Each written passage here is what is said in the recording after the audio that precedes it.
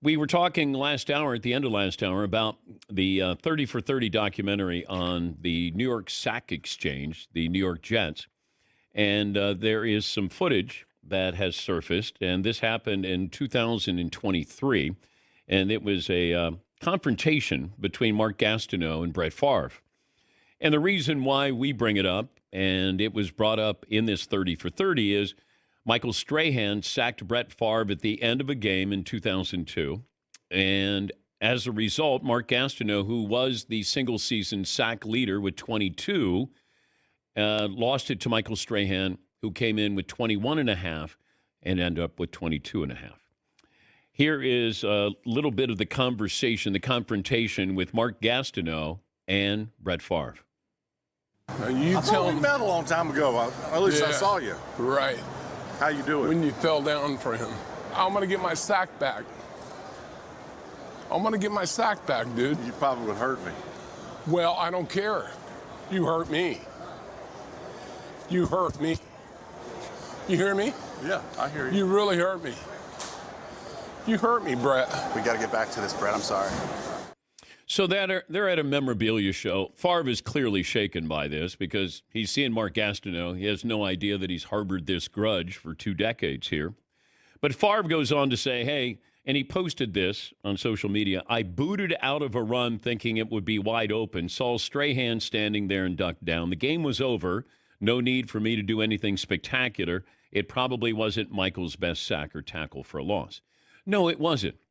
Because if the game is over, why are you bootlegging out of a play and running towards Michael Strahan? Brett, it's concocted. It was scripted. So not, hey, I'm going to bootleg. Yeah, I want my quarterback bootlegging, running right to Michael Strahan here. Mark Gastineau's on the sidelines. He thinks he's going to hold on to the record. And then Favre does this in the final minute of the game. He says, in a different game or situation, I would have made a bigger effort to avoid the sack. But at no point was I thinking hurting Mark Gastineau. Maybe it crossed my mind to help Strahan. I didn't think it through. That wasn't my forte at the time. Well, you could say that about other things. I just wanted to have, see how the sack king would elevate. Well, yeah. So I think he goes on to say a few other things here. But no malice. Mark was a great player. Let's see. Great deal of respect for Mark. Hope one day joins me in the Hall of Fame. He earned it. Look at his numbers. He eclipsed 20 sacks twice, had 19 in another year. Okay. But Brett Favre did gift wrap something for Michael Strahan. As a result, he took it away from Mark Gastineau. And Mark is not in a good position, not a good situation. And when you see the documentary or even this clip, you can tell that he doesn't look healthy. And it's hurt him, and it's staying with him, and I don't know if it's kept him out of the Hall of Fame because he had a 6-year run. The only guy who had a better 6-year run sack-wise was Reggie White, and this is since they started keeping sack totals. Gastineau was a force, and he did what he was paid to do, get sacks. But Favre did gift wrap that, and you can hear the hurt in Mark Gastineau's voice. And he also, is this Favre taking a dive for Strahan? Is that from Gastineau as well, Marvin? Okay, here's Mark Gastineau talking about Favre taking a dive. Anybody will tell you Brett Favre took a dive. And you know it. She knows it. He knows it. And everybody knows it. I didn't know what had happened. The NFL should have stopped that and said, listen, no. That's not a sack. He took my record away from me. He's right. And I think, we don't even think about that. I haven't thought about it, didn't think about it, didn't think Mark was bothered by it. Everybody loves Strahan, so nobody's going, he never should have that. And look, people loved Favre. Nowadays, you can have questions about him, certainly what he's done in his home state. But at the time, people loved Favre. And that's, Favre, man, he's a good dude, man. He's doing it for his friend there.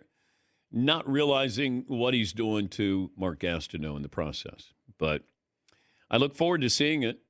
I was very fortunate to be around those Jets at that time, and that was a wonderful nickname. That's when your front four was the front four, and you had to have a nickname for them. New York Sack Exchange. Purple People Eaters might have been the best one with the Vikings. That was awesome. Doomsday defense. I mean, there were a lot. Yes, Todd. Fearsome Foursome. Fearsome Foursome with the Rams was great. I still think that Deacon Jones is the all-time sack leader. I'm shocked that the NFL, with NFL Films, has never gone back to register sacks for Deacon Jones. I don't think there was anybody more menacing, more physical, nasty than Deacon Jones. Now, Mean Joe Green was up there. There's a lot of great players. Deacon Jones has done a disservice because I'm going to guess he had 200 sacks. Just a rough guess, 200 sacks. Maybe more.